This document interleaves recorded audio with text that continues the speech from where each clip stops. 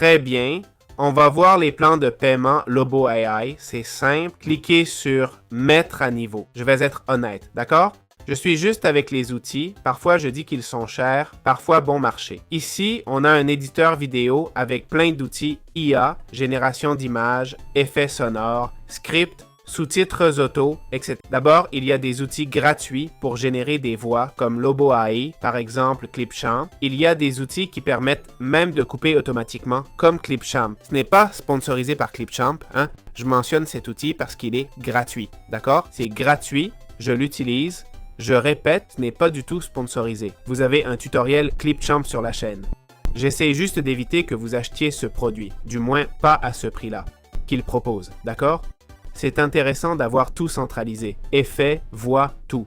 Mais désolé, le prix n'est pas justifié. On parle de 24$ par mois, hein? 29$ en mensuel. 10$ le premier mois, mais juste 2 heures de voix. Sur Clipchamp, c'est illimité et gratuit. Clonage de 5 voix, intéressant. Sous-titrage auto, ok? Sous-titres auto, export Full HD 1080p. Tout ça pour 30$ par mois, vraiment? Bon, utilisation illimitée et droits commerciaux. Ensuite, 48€ par mois pour un éditeur vidéo, c'est cher.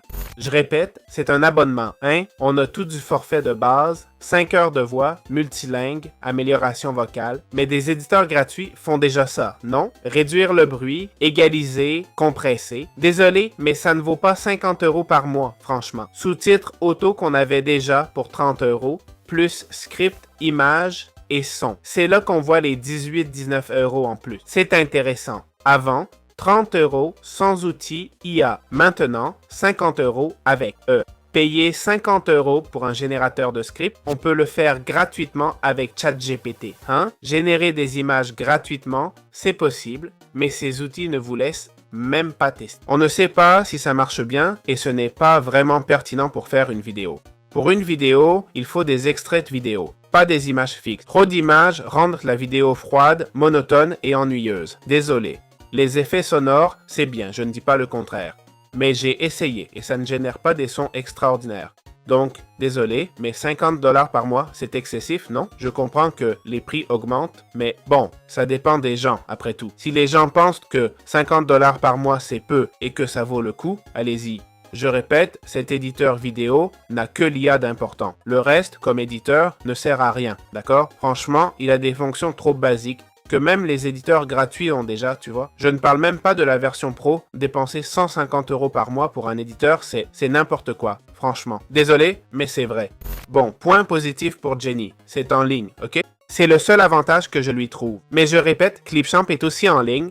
Désolé de faire cette comparaison, hein? J'ai l'air d'être fan, mais non. J'utilise pas Clipchamp pour éditer, mais si je devais le faire gratuitement, je le choisirais, non? Voir que Clipchamp gratuit est meilleur que cet outil payant, ça m'énerve un peu, tu vois? Voilà, c'est mon avis sur le sujet. Quel serait le prix juste pour cet outil selon moi? Désolé, mais 15€ par mois maximum. Et je parle de la version pro. Version pro, 15€ par mois, pas plus. Vous direz que c'est peu, pas rentable, mais ajustez vos prix, quoi.